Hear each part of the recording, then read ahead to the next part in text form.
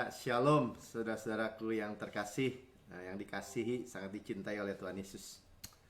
Ya, shalom untuk segala hal dalam kehidupan kita, ada damai sejahtera Kristus dan kita tinggal di dalam damai sejahtera Kristus dan kita benar-benar tinggal tenang, tentram, rest di dalam di bawah kasih karunia karena sudah diselesaikan semua. Ya, sama-sama katakan sudah diselesaikan semua. Jadi aneh kan kalau udah diselesaikan semua kita masih khawatir gitu atau masih gelisah. Aneh ya, malah aneh sebenarnya. Ya cuman kan kalau orang nggak percaya ya nggak percaya namanya. Tapi kalau orang Kristen tidak mengetahui atau dikadalin gitu, ya dia tidak menikmati. Sayang kan, sudah dibayar, bayarnya juga overpayment. Barangnya juga luar biasa. Ya, apa yang dibayar oleh Yesus di kayu salib itu segala aspek, segala hal luar biasa. Ya itu kebenaran aja. Nggak ada yang bisa rubah hal itu. Amin. Ya kita melanjutkan Bible study kita di bab yang ke-16 ya, bagian yang kedua. Part 2 ini bicara kebanyakan nanti cara kesaksian dan ya nanti saya baca aja lah karena daripada meleset ya. Tapi saya memulai, kita ingat bahwa judulnya kan meditasi atau satu hal itu kan meditasi. Kita udah tahu sekarang meditasi sama-sama kan meditasi atau merenungkan. Nah, dan itu satu-satunya cara sebenarnya untuk memperoleh segala hal yang sudah Tuhan sediakan tadi. Jadi Tuhan tuh kalau manusia ya bayangkan ya, manusia jatuhnya kan karena makan ya. Tuhan merestorasinya karena dengan makan juga gitu ya, makan tapi makan firman. Amin. Jadi simpel sekali ya, simpel sekali. Cuman saya mengamati gitu karena saking sederhananya mungkin atau kita udah biasa gini ya, untuk mendapat sesuatu yang besar perlu effort yang besar kan, baru usaha yang besar, perlu sesuatu yang besar gitu, yang lebih menguras tenaga, menguras pikiran dan segala macam. Ya memang cara dunia begitu. Ya mana ada cara dunia menjalani hidup berserah gitu terus itu mah pasrah Pak Melki, ya kan pasti bilang begitu kan. Oh kita bebas stres, khawatir, gelisah. Ya caranya gimana? Setiap hari ada masalah, setiap hari ada persoalan. Ya bahkan yang kita prihatin orang-orang disebut unbelief, artinya anak Tuhan, orang percaya, mestinya disebutnya orang percaya, orang Kristen lah. Tapi unbelief gitu. Dan kita akan jumpa lagi orang-orang yang seperti itu menganggap kasih karunia itu ilusi aja gitu. Itu mah hayal lah, ilusi, halusinasi. Nah misalnya gitu ya. Mana bisa sih sehat terus? Apalagi dimudahkan ya. Itu udah tergelitik tuh orang tuh.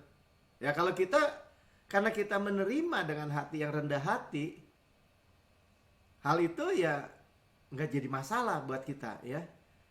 Tapi kadang-kadang bagi beberapa orang karena kenyataan, fakta atau realita lebih nyata gitu di depan mata kelihatan, nggak bisa jadinya ya.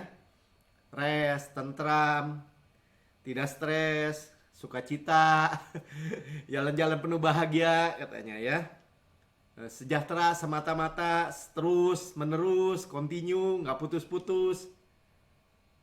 Itu saudara mau anggap itu sebagai apa?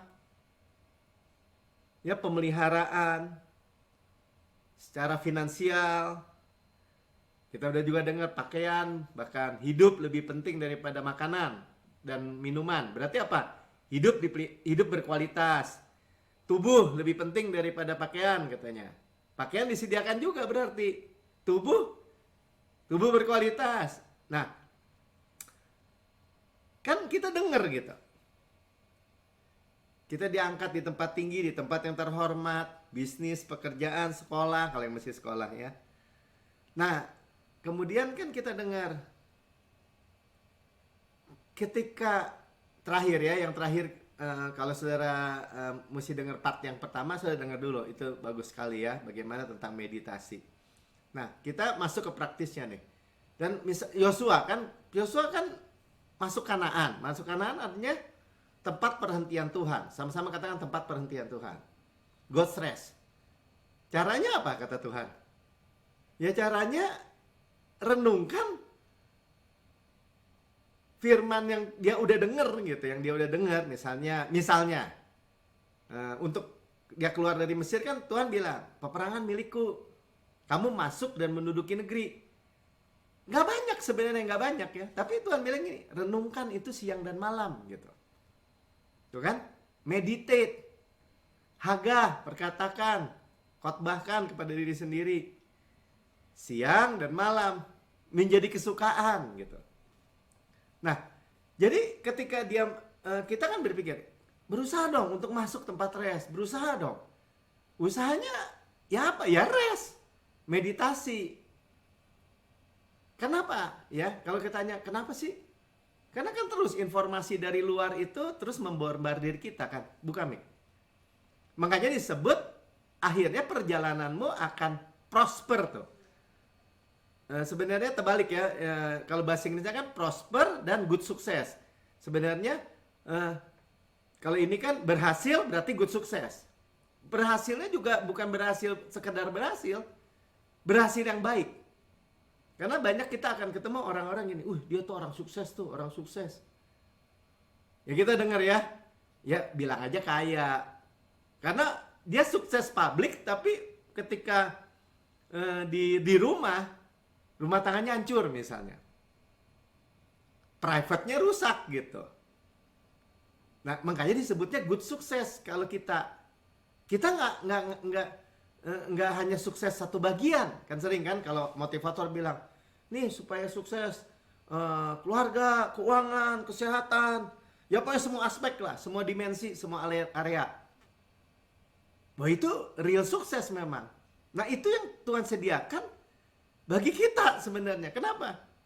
Karena bukan kita. Kalau kita yang usahakan, nyimbangin, nggak bisa, saudara-saudara. Makanya kita sering dengar orang berkata, ya kalau orang kaya pasti tubuhnya sakit-sakitan. Tapi kalau orang miskin, tubuhnya sehat. Sampai itu jadi kayak semacam kebenaran gitu di umum. Mana ada tuh berhasil, good sukses yang baik dan beruntung. Sama-sama katakan berhasil dan beruntung. Ya, berhasil dan beruntung. Bahasa Inggrisnya bagus ya, prosper dan good sukses. Dia dibalik lah ya, berhasil dan beruntung. Jadi berhasil dalam jenis Yesus gitu aja gampangnya ya. Nah, saya akan bacakan mulai langsung kesaksiannya ya. Jadi kan kesaksian penulis supaya saya nggak usah ngarang-ngarang lah. Ya, kuasa untuk mengatasi tantangan nih judulnya ya. Mazmur 1 amat istimewa bagi saya karena ada satu periode ketika saya harus menangani beberapa urusan ya, beberapa persoalan dalam waktu bersamaan. Ya. Selama periode tersebut gereja kami juga menghadapi tantangan. Ada tantangan lagi, tambah lagi ya. Untuk mengumpulkan dana demi pembangunan The Star. Ya saudara, kalau tahu gereja New Creation Church itu gedungnya kayak mall, namanya The Star. Triliunan tuh harganya ya. Saya diserbu berbagai tuntutan dan saya sangat tahu saya tidak punya kapasitas untuk bisa menyelesaikan semuanya. Selama masa-masa yang berat ini, saya tidak membiarkan diri saya khawatir dan berlari kian kemari mencoba untuk memecahkan semua masalah. Sebaliknya, saya memutuskan untuk tetap tenang, stay still, duduk misalnya gitu ya, dan merasa tentram, merasa rest, feel rest. Mengetahui bahwa yang maju berperang bukan saya, melainkan Tuhan. Saya mulai merenungkan firman lebih sering dibandingkan hari-hari sebelumnya. Nah, ini praktis ya, pinter orang. Dan Tuhan menuntun saya kepada Mazmur 1 ayat 1 sampai 3. Ya, kita yang kemarin minggu lalu. Ya, atau hari Jumat yang lalu maksudnya ya. Saudara bisa lihat.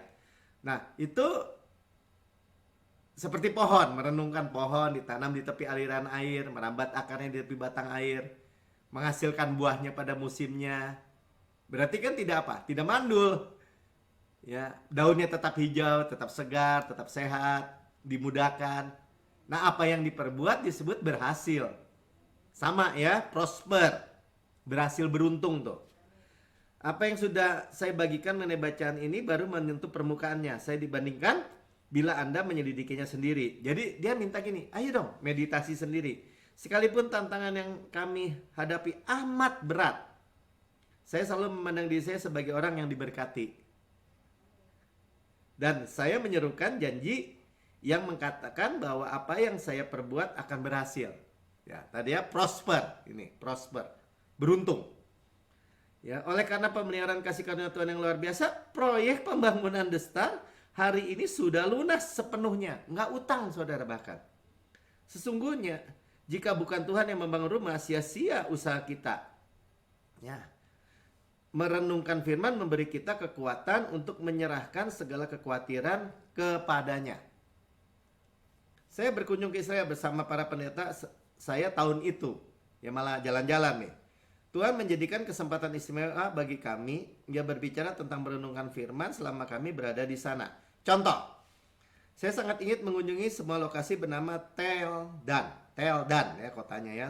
Meskipun jalurnya cukup menyimpang. Setiba di sana saya tahu mengapa Tuhan menaruh kerinduan tersebut di dalam hati saya. Pada saat itu banyak lokasi kering dan terasa panas. Namun sampainya di Tel Dan di Israel ya, kami menemukan oasis yang subur hijau, indah dan menyegarkan, di mana pepohonan tumbuh di tepi aliran air. Mazmur 1 ya, atau Yeremia 17 ayat 5 sama juga. Kita ini pohon ditanam di tepi aliran air. Di tempat di mana kehidupan penuh semangat, rest, tenang, dan terus berkembang berada di tengah-tengah lingkungan yang gersang, sekelilingnya gersang. Langsung saya meminta seorang rekan mengambil foto saya di tepi aliran air tersebut. Seakan-akan Tuhan membawa saya di sini supaya dengan mata jasmani saya dapat melihat diri saya sebagai orang yang diberkati karena ditanam di tepi aliran air. Lanjut, belum selesai ya. Selama berkunjung ke Israel tersebut, kami juga naik ke Gunung Arbel, salah satu gunung tertinggi di Galilea. Karena merasa sebagai pria perkasa, kami memutuskan untuk turun lewat tebing yang curam, bukan lewat rute biasa diambil para pelancong. Saya tidak yakin akan ide itu bagus. Hari berikutnya, badan kami terasa sakit semua. Kami mengerahkan otot-otot yang tidak pernah kami gunakan sebelumnya. Namun, sepanjang perjalanan turun, saya percaya Tuhan telah mengatur segala sesuatu secara ilahi, supaya saya dapat melihat satu hal yang ingin Ia sampaikan. Perhatikan ya. Sementara meniti jalan turun dengan hati-hati, kami menemukan sebuah gua raksasa ya. Dan coba tebak apa yang sedang menatap kami di dalam gua di tengah-tengah lereng terjal itu? Seekor sapi. Saya tidak tahu bagaimana ia sampai di sana. Akan tetapi sementara ia duduk santai sambil terus mengunyah rerumputan, memamah biak. Ya, tiba-tiba saya tersentak saat menyadari bahwa saya sedang melihat gambaran tentang meditasi, merenung. Sapi sama halnya seperti domba atau kambing yang adalah hewan memamah biak. Artinya mereka mampu menyerap nutrisi sumber pangan nabati dengan menghancurkan makanan tersebut dalam lambung yang terdiri atas 4 ruangan sebelum mencernanya. Sudah lihat ya, ini pengalaman Pastor Prince ya, membangun The Star dan semua masalah yang dia hadapi. Dan Tuhan membawa dia ke Tel Dan tadi ya, melihat dirinya itu seperti ditanam di tepi aliran-aliran air. Dan dia juga dibawa Tuhan untuk melihat apa itu memamah biak. Ruminasi ya, ruminate ya, mengunyah kembali firman. Atau kita juga bisa memperkatakan kan Hagah itu. Ya, Hagah itu memperkatakan dengan halus-halus aja, kecil-kecil aja bahasa suaranya ya. Dan itu mengkhotbahkan lagi kepada diri kita. Amin. Sudah lihat, dengan cara yang sangat sederhana ini, Yosua berhasil dan beruntung, prosper dan good sukses menduduki tempat Kanaan. Sama kan seperti kita kan? Oke ya, saya lanjutkan. Jadi kita merenungkan, misalnya kita seperti domba. Kalau kita domba, Tuhan adalah gembala yang agung. Kita mengalami masalah finansial, misalnya, yang umum kan, umum sekali. Mazmur 23 ayat 1 direnungkan.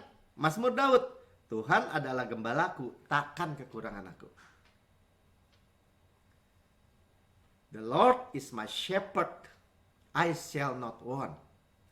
Aku gak mau butuh apa-apa lagi, udah tersedia. Renungkan saudara. Ya, renungkan. Supply, penyediaan. Supply itu kan penyediaan, disuplai terus. Dipelihara. Domba, udah gambaran nggak bisa apa-apa tuh domba kalau nggak digembala. Mau cari rumput kemana juga dia nggak tahu kali. Jalannya kemana, jalan pulang juga dia nggak tahu. Nyari air juga mesti air yang tenang. Kalau air yang ribut, maksudnya bergelora gitu, dia takut. Dan dilindungi. Dari apa? Dari serigala, dari yang memakan dia ya. Apalah, beruang atau apapun. Kita tahu. Sama-sama katakan, Tuhan adalah gembala saya. Saya tidak akan kekurangan. Nah, biar itu menyerap dalam kehidupan kita. Nah, ya sekali lagi. Kalau saudara berhadapan sama orang-orang unbelief, saudara kembali lagi dibilang halusinasi nanti. Nggak salah ya. Nah, Mazmur 91 ayat 7. Walau 1000 orang rebah di sisimu, dan 10.000 di sebelah kananmu, ya di sebelah sana mungkin agak jauh. Tapi kalau di sebelah kananmu dekat, 10.000 lagi lebih banyak.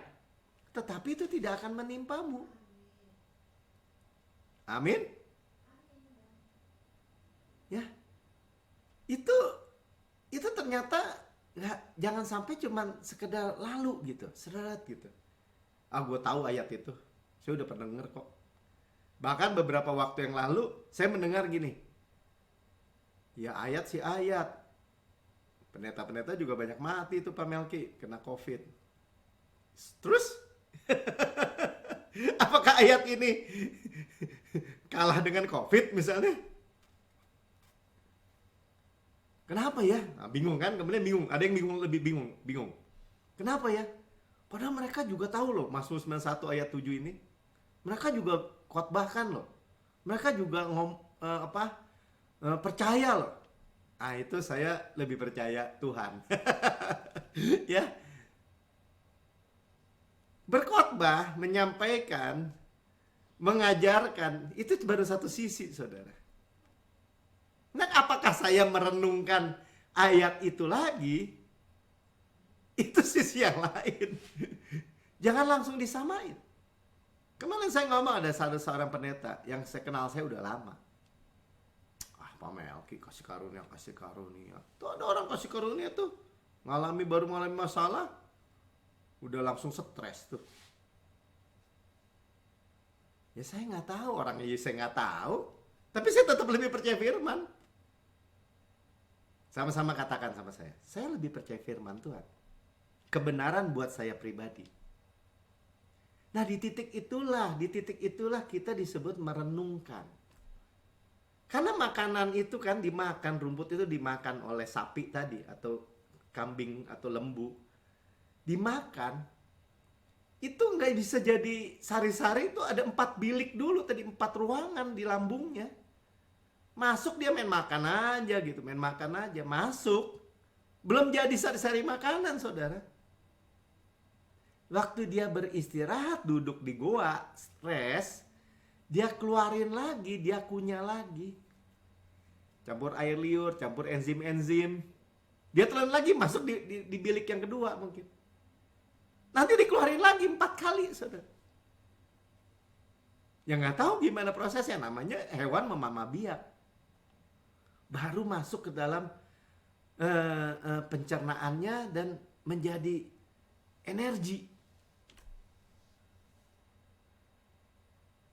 Ya, kalau kita bahasa Pak Budi, dia bilangnya gini, udah sampai ngelotok gitu.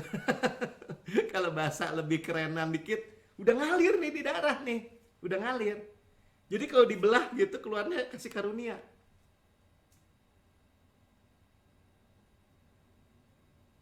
Wah Pak, itu kan usaha, bukan. Itu menikmati, sekali lagi. Sama-sama katakan menikmati firman. Menikmati janji. Ya mungkin orang bisa gitu buat debat, buat argumentasi di Facebook di mana ribut sama orang pakai ayat-ayat. Tahu gitu. Tapi itu nggak jadi energi buat dia, nggak menjadi semua nutrisi sari-sari makanan itu nggak diambil, nggak diserap. Ya, jadi tadi finansial, Tuhan adalah gembala saya, takkan kekurangan saya. Bener? You mean it? Kamu benar-benar bermaksud gitu? Iya. Tapi itu nggak bisa cuma sekali ternyata, saudara. Gue tahu ayat itu, gue udah hafal itu Mazmur 23 mah. Mau sampai akhirnya juga hafal kok. Misalnya gitu. Aku akan diam dalam rumah Tuhan sepanjang masa, ujungnya tuh ayatnya. Bukan soal sekedar hafal, itu lumayan bagus. Tapi bagaimana ruminate itu, mengambil, menyerap semua sampai mengalir di darah kita. Ya, dan itu makanan. Ya, sekali lagi sama-sama makanan. Amin. Ya, hari-hari ini kita berhadapan dengan misalnya kalau hari Minggu kan kita dengar ya, kita ada di waktu hujan akhir, ya, latter rain. Kita disuruh merenungkan apa? Renungkan, ya, dia yang tidak menyayangkan anaknya sendiri tapi telah menyerahkannya bagi kita semua, bagaimanakah mungkin ia tidak mengadakan segala sesuatu kepada kita cuma-cuma bersama-sama dengan Yesus. Kenapa?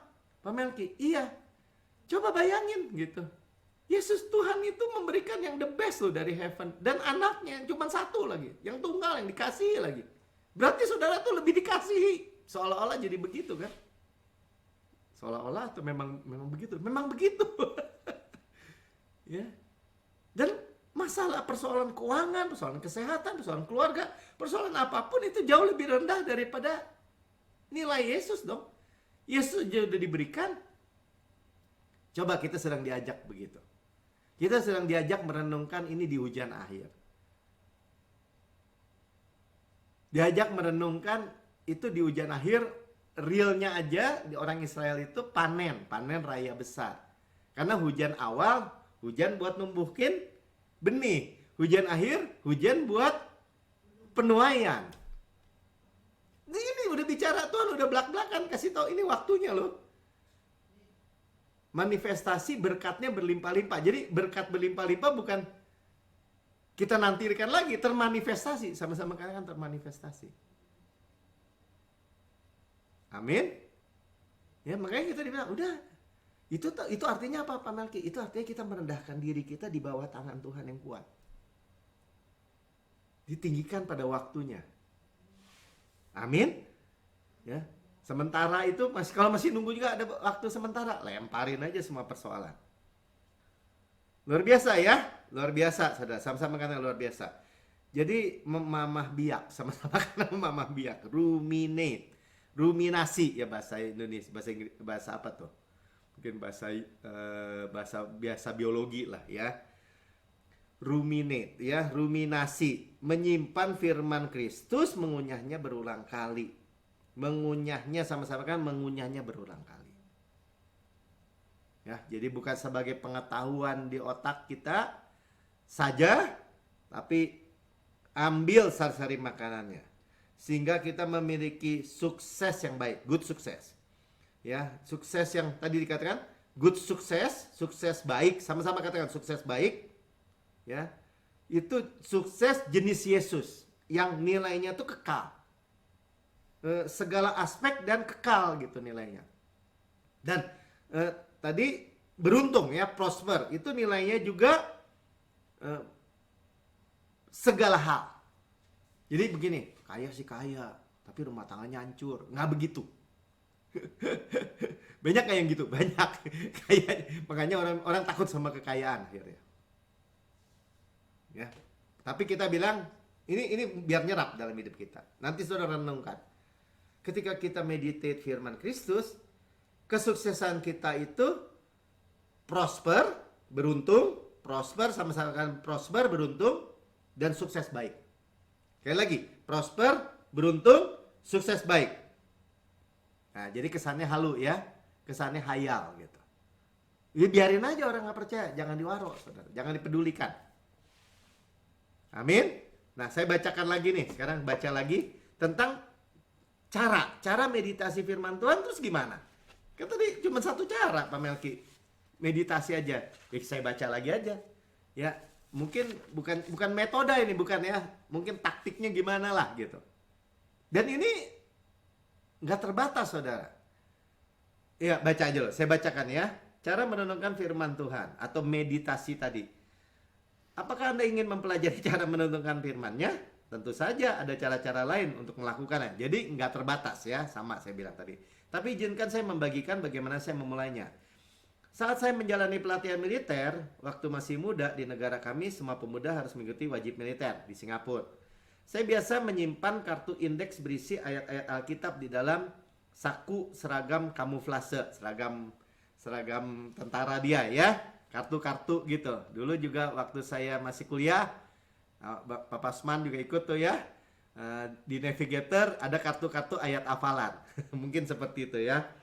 Selama waktu-waktu istirahat saya mengeluarkan kartu-kartu tersebut dan membaca 1 atau 2 ayat.